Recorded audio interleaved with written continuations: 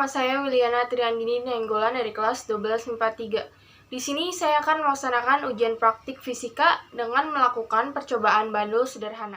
Tapi sebelum kita melakukan percobaan, kita tentunya harus paham mengenai materi gerak harmonis sederhana. Jadi, gerak harmonis sederhana merupakan gerakan yang berulang-ulang dengan periode tertentu.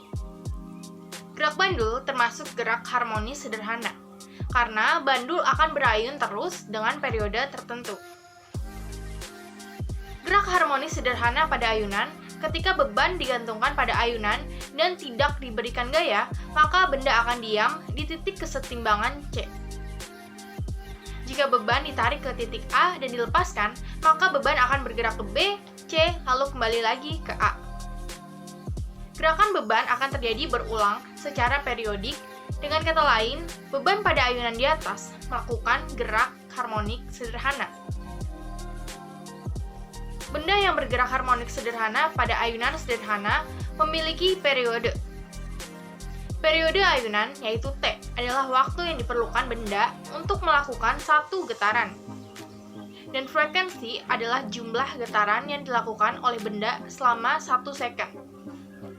Dalam melakukan pengamatan, nantinya kita akan memerlukan data sebagai berikut, yaitu panjang tali dalam satuan meter, rata-rata waktu dalam 10 getaran, periode dengan rumus T sama dengan T per N, periode kuadrat, second kuadrat, dan gravitasi dengan rumus 4P kuadrat kali L per T kuadrat.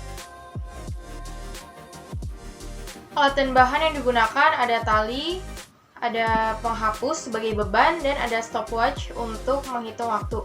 Dan dalam penggunaan stopwatch ini nantinya saya akan meminta bantuan seseorang untuk membantu memencetkannya.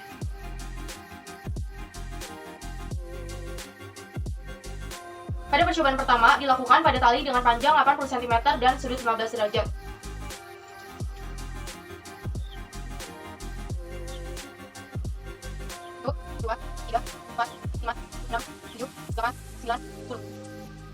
Pengamatan kedua.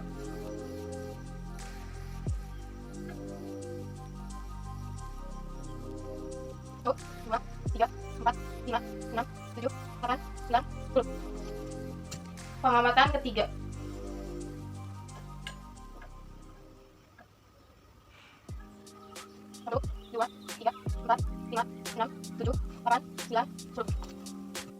Pada percobaan pertama, rata-rata waktu yang digunakan adalah 17,42 second. Percobaan kedua dilakukan pada tali dengan panjang 60 cm dan sudut 15 derajat. 1, 2, 3, 4, 5, 6, 7, 8, 9, 10. Pengamatan kedua.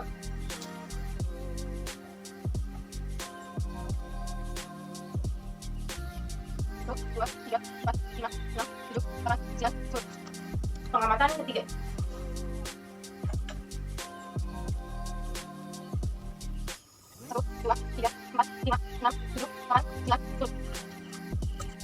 Pada percobaan kedua, rata-rata waktu yang digunakan adalah 15,32 second. Percobaan ketiga dilakukan pada tali dengan panjang 40 cm dan sudut 15 derajat. 1, 2, 3, 4, 5, 6, 7, 8, 9, 10. Pengamatan kedua. 1, 2, 3, 4, 5, 6, 7, 8, 9, 10. Pengamatan ketiga.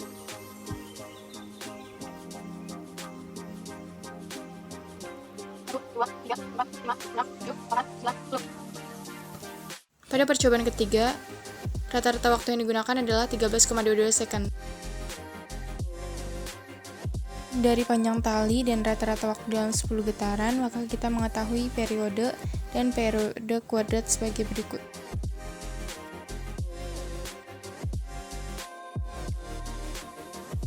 Ini adalah grafik hubungan antara panjang tali dan periode kuadrat dari data sebelumnya.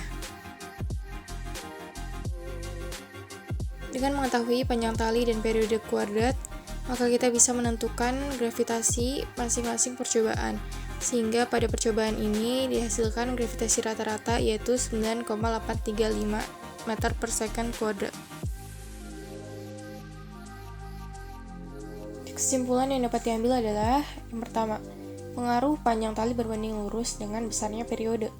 Dimana semakin panjang tali, maka periode bandul akan semakin besar. Dan sebaliknya, semakin pendek tali, maka nilai periode akan semakin kecil. Yang kedua, pada ayunan bandul sederhana, untuk menghitung gravitasi, masa bandul tidak diperhitungkan. Yang diperhitungkan hanya kuadrat periode dan panjang tali. Yang ketiga, secara teori, pengaruh simpangan awal tidak memengaruhi terhadap gravitasi yang diperoleh. Namun secara praktik besar, simpangan awal berpengaruh pada nilai gravitasi yang diperoleh. Dalam percobaan ayunan bandul sederhana, memungkinkan terjadinya kesalahan-kesalahan.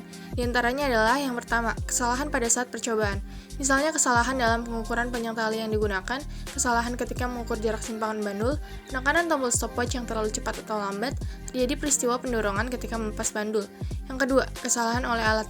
Misalnya satif bergoyang karena tidak datar yang dapat mengganggu gerakan bandul, sehingga waktu yang diperlukan menjadi kurang akurat. Yang ketiga, kesalahan di luar jangkauan manusia, misalnya dari angin. Yang keempat, melakukan percobaan yang hanya dilakukan sekali sehingga waktunya menjadi kurang akurat. Dalam percobaan bandul sederhana, hal yang dapat dilakukan untuk meminimalisir kesalahan adalah dengan mempersiapkan segala sesuatunya dengan baik semaksimal mungkin. Caranya adalah melakukan percobaan ayunan bandul sederhana di ruangan yang tenang. Dalam ruangan tersebut tidak diarahkan ke kipas angin atau sesuatu yang memengaruhi gerak bandul. Selain itu, pengukuran panjang tali dan jarak simpangan bandul harus tepat. Perhatikan juga dalam melakukan penekanan tombol stopwatch agar tidak terlalu cepat atau lambat. Dan yang terakhir, dalam melakukan percobaan ayunan bandul sederhana ini harus dilakukan secara berulang kali supaya waktunya lebih akurat. Sampai di sini percobaan ayunan bandul sederhana dari saya. Kurang lebihnya mohon maaf. Sekian dan terima kasih.